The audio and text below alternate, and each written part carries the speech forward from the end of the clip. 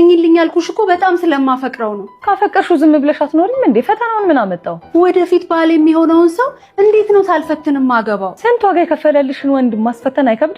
እስካሁን ያደረገልኝን ነገር ያደረገው ስለሚያፈቅረኝ እንደሆነ አውቃለሁ። አሁን ግን አንቺን በመሰለች ልዕልት ተፈትኖ ካለፈ 100% ንጹህ ሰው አገኘው ማለት ነው። እሺ ምን እንዳደርግልሽ ነው የምትፈልጊው? ይኸውልሽ አንቺ ገና ከውጭ ሀገር መግባትሽ ስለሆነ አያውቅሽም። በሆነ መንገድ ትተዋወቂውና ስልኩን ትቀበይዋለሽ። ከዛ እያወራሽው የሚልሽን ሪከርድ አድርገሽ ታሰሚኛለሽ።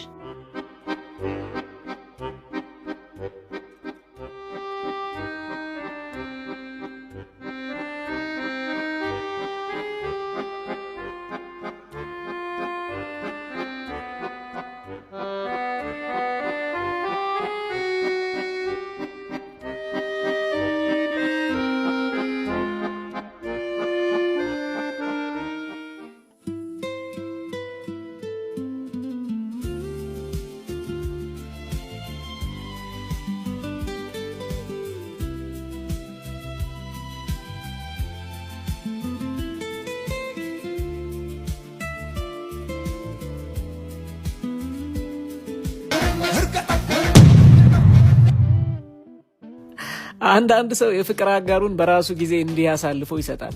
ሁላችንም ደካሞች ሆነን ሳለን መፈታተኑን ምን አመጣው? ፈተና በራሱ ጊዜ ይምጣ እንጂ ፈተናን ራሳችን ክሬት አድርገን መፈተን ግን ልክ ነው ብዬ አላስብም።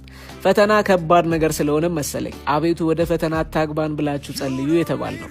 በነገራችን ላይ የፍቅር አጋራችሁን ፈትናችሁ ፈተናውን ስላለፈ ለዘላለም ታምኖ የሚኖር ስለወደቀም ደግሞ ደካማና ልፍስፍስ ነው ማለት አይደለም። ምክንያቱም አንዳንድ ነገሮች ኮንዲሽናል ሊሆኑ ይችላሉ። እስኪ እናንተን ሐሳብ ኮሜንት አድርጉልን። የጠየቅኩህ እኮ የራሴን ገንዘብ ነው። ያበደርኩህን መልስልኝ እኮ ነው ያልኩህ። እና እኔ መች እንዲህ አልኩህ? የታርኩህ ታስመስልኩ። በቃ ጊዜ ስጠኝ እመልስልሃለሁ። እንደዛ ተለማምጦ እንዳልጠየቀኝ እንዲህ እንጠባረርብኝ። በጣም አሪፍ። በእናት 500 ሺህ ብሩን ነው አሁን ያስገባልኝ። እሰይ እንኳን ገባልህ። ብሬን ስጠኝ። ምን እየሆንክ ነው? ምንም ብሬን ስጠኝ። የራሴን ገንዘብ አይደል የጠየቅኩህ?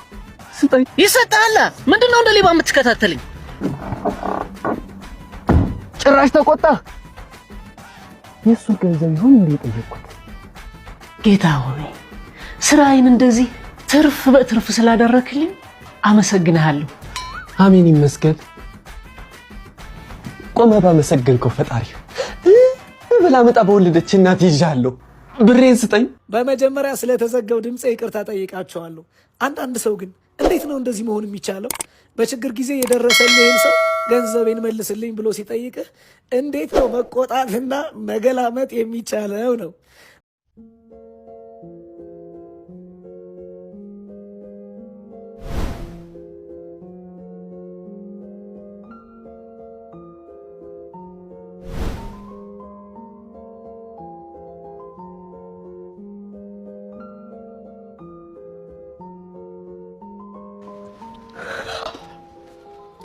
እንዴ የሚያሸክም ያተ ነው እንደ ልጅ ባርኮት። አይ ቲቸር ፍቅሩ ትንሽ ስለደከመኝ የሚሸከምልኝ እየፈለኩ ነው። አይ አሁን እንደምታየው ሁሉም ሰው ራሱን ነው ተሸክሞ የሚዞረው። ያንተን ሸክም የሚያግዝ ታገኛለህ ብለህ ነው? ኧረ አይጠፋም። አንዱን ፈርጠም ያለ በዚህ በኩል ሲያልፍ አግዘኝ እለዋለሁ። አይ ፈርጠም ያለውም እኮ የራሱ ፈርጠም ያለ ሸክም አለበት ልጄ።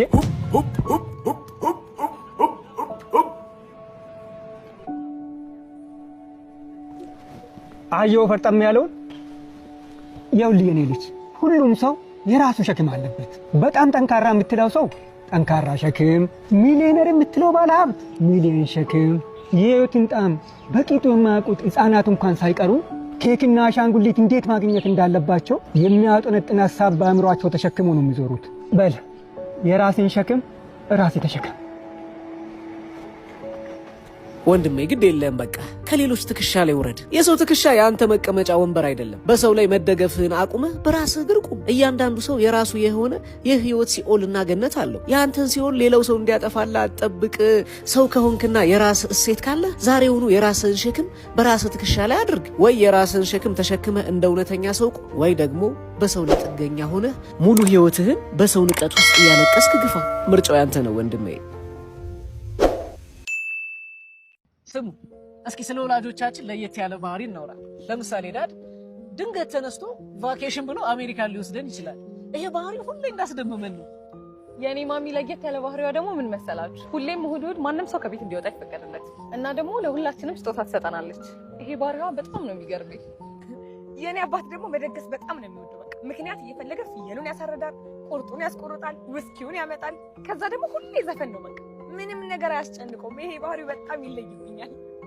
ያንተስ ማስሬ? የኔ እናት ለየት ያለ ባህሪዋ ደግሞ አስማተኝነቷ ነው። በ6000 ብር ደሞዝ ሙሉ ቤተሰቡን ታስተዳድራለች። ኦ ማይ ጋድ! የት ነው አስማት የተማሩት? በእናትህ ሄደህ ብትጠይቃት አይሻልም? ቀላል እሄዳለሁ። እኔ የምለው የማስሬ እናት። አቤት የኔ ልጅ። ምን አይነት አስማተኛ ቢሆኑ ነው በ6000 ብር ደሞዝ ሙሉ ቤተሰብ የሚያስተዳድሩት?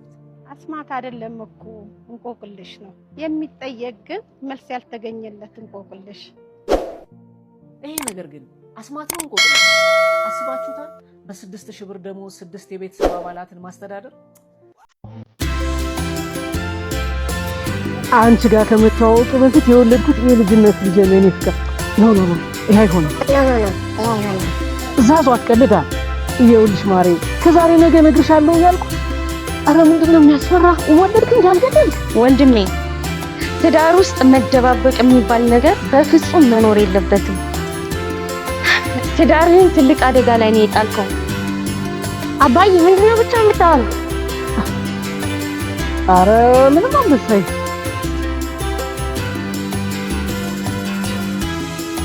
አሪ የኔው ምንድነው ሰሞኑን ከዛዝ ጋር ፍቅር አበዛ? ብዙ ስጦታ ሰጠሁሽ እንደ ሰሞኑን አስታውስ።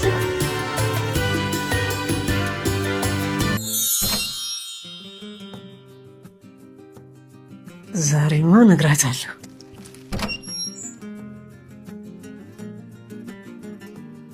ከዛሬማ አልፍም።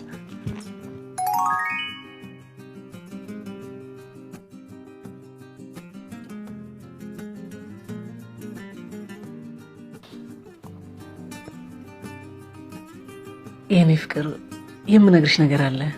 እንደምትወደኝ ያ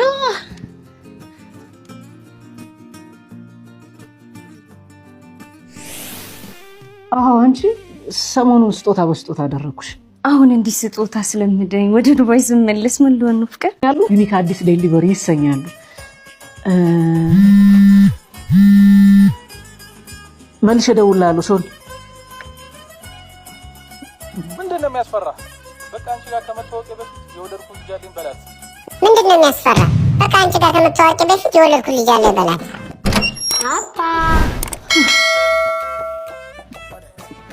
ይኸው ነው እንግዲህ